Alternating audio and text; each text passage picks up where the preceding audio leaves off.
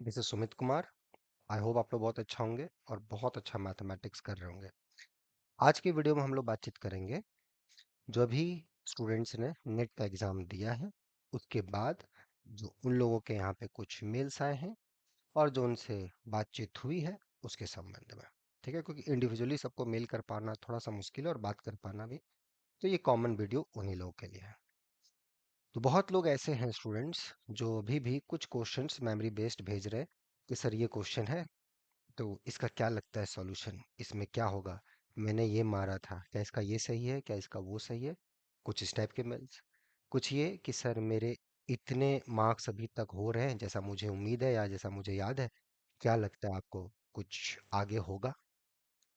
और कुछ इस टाइप के कि सर बहुत अच्छा मेहनत किया था, बहुत ही बढ़िया मेहनत किया था इस नेट के एग्ज़ाम में के लिए, बट स्टिल एग्ज़ाम बहुत अच्छा नहीं गया, बहुत जगहों पे सिली सिली मिस्टेक्स हो गया, कुछ कुछ जगहों पे बहुत ही बुरा स्थिति हो गया।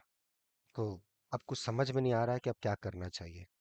तो इस टाइप के तो तीनों कैटेगरी के स्टूडेंट्स हैं, जिन्होंने खूब मेहनत किया स्टिल एग्ज़ाम खराब गया, जिन्होंने एक एवरेज लेवल का मैथमेटिक्स किया बट वो उलझे हुए हैं कि ये क्वेश्चन सही है या गलत है या मेरा मार्क्स इतना आ रहा है इसमें। तो ये तीनों ही कैटेगरी के स्टूडेंट्स के लिए मैं इस वीडियो में बातचीत कर रहा हूँ।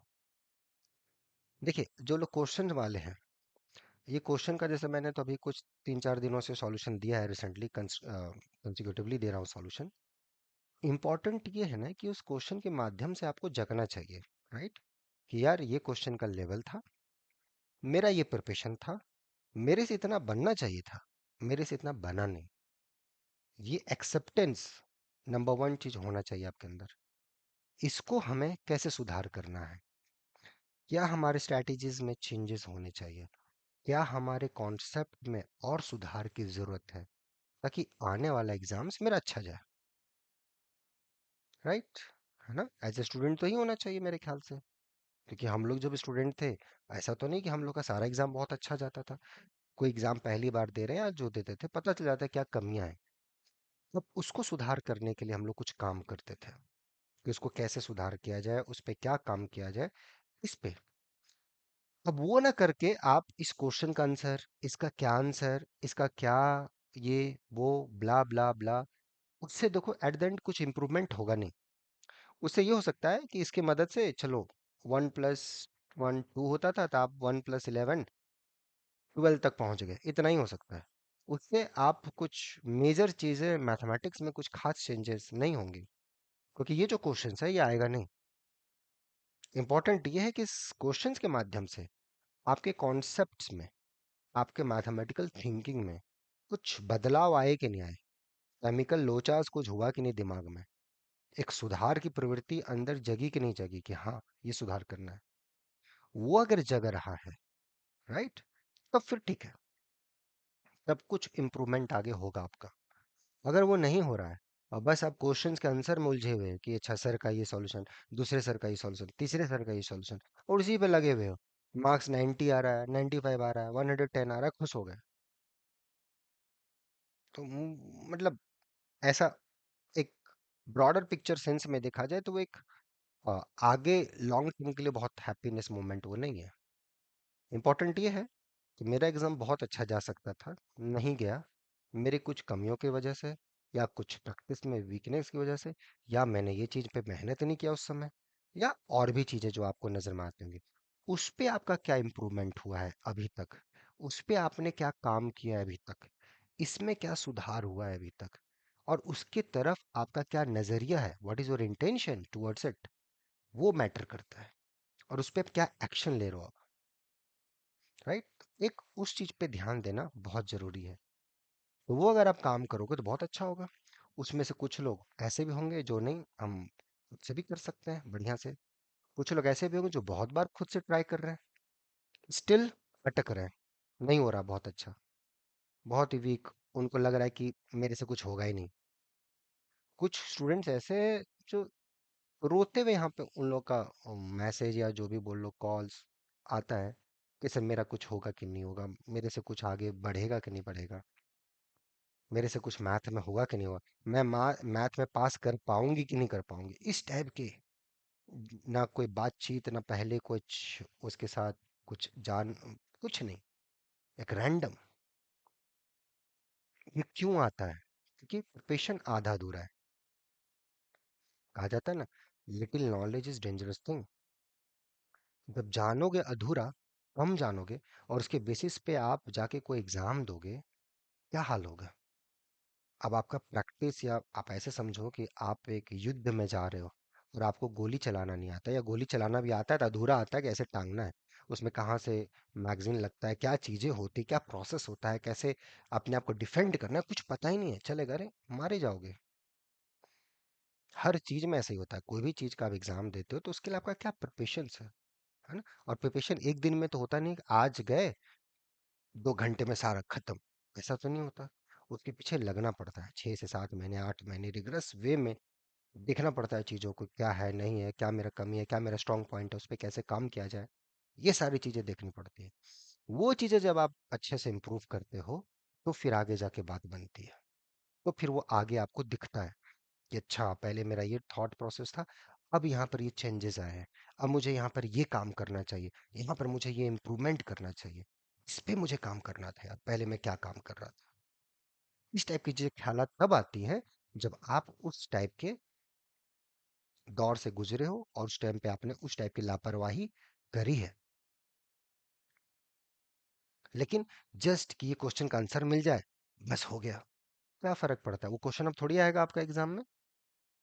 अब ये देखो कि उसमें जो कॉन्सेप्ट इन्वॉल्व था, आपको आता है कि नहीं आता है? नहीं आता है तो ये बहुत ही खुशी की तो बात है नहीं, राइट?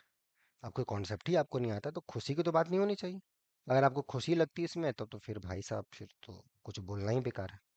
अगर खुशी नहीं मिल रही कि अपने आप से थोड़ा सा मिरर में अपने आप को देखने के बाद एक शर्मिंदगी भी महसूस हो रही है, तो अच्छी बात है ये। That's good thing. इसका मतलब है कहीं ना कहीं कुछ इंप्रूवमेंट के चांसेस हैं। तो वो इंप्रूवमेंट आप करना चाहते हो नहीं करना चाहते हो, आपका चॉइस है ये।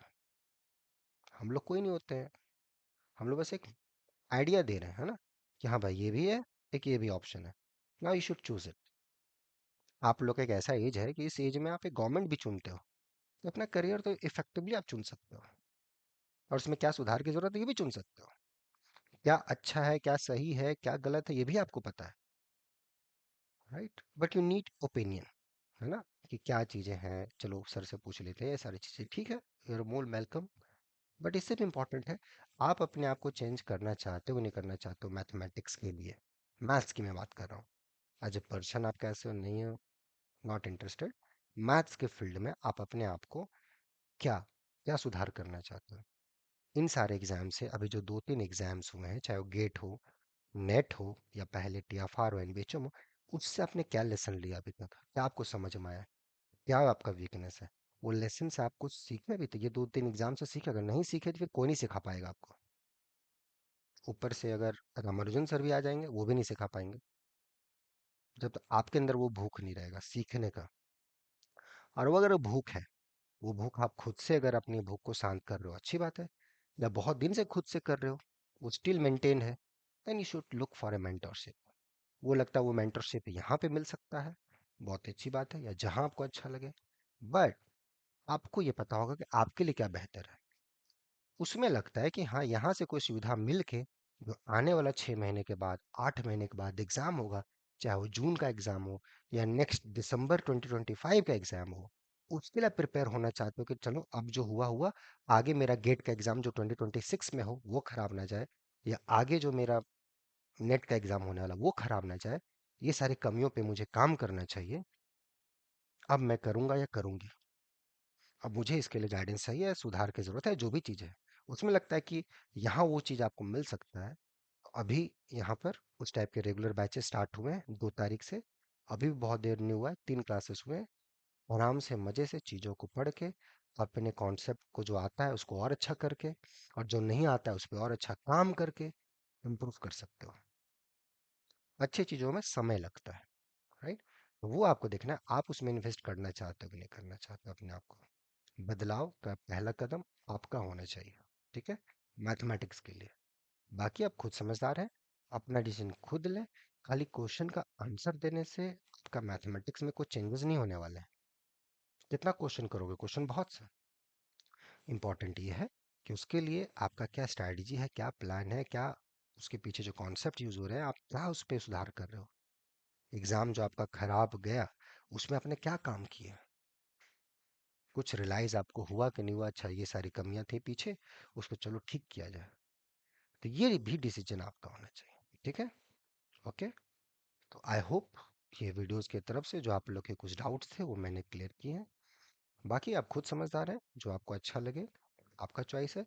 बट मेरा यही मानना है, क्योंकि आप लोग यहाँ पे मेल्स करते हो, तो कहीं ना कहीं मैथ आपको बहुत पसंद है और मैथमेटिक्स भी आपको बहुत पसंद करता है। बट दोनों के बीच का जो गैप है ना, आप मैथ को पसंद करते हो, ये पसंद करते हो, बीच में जो कॉन्सेप्ट वाला गैप है, या एक अप्रोच वाला जो गैप है, या एक प्रैक्टिस वाला जो गैप है, या एक स्पीड वाला जो गैप है, उस गैप को फिलअप करना बहुत ज़रूरी है। वो गैप कहीं ना कहीं एक दूसरे को अलग कर रहा है। राइट? तो उसमें लगता है आप खुद से कर सकते हो, बहुत अच्छी बात है। लगता है कि नहीं, एक बीच में ब्रिज मिल जाए जो यहाँ से की चीज़ों को कनेक्ट कर दे, तो मज़ा आ जाए। तो वो ब्रिज यहाँ पर मिल सकता है। अभी 2 तारीख से वो स्टार्ट हुआ है और आराम से चीज़ों को देख सकते हो। ठीक है? बाकी हम आगे देंगे ही सॉल्यूशन, डेफिनेटली देंगे।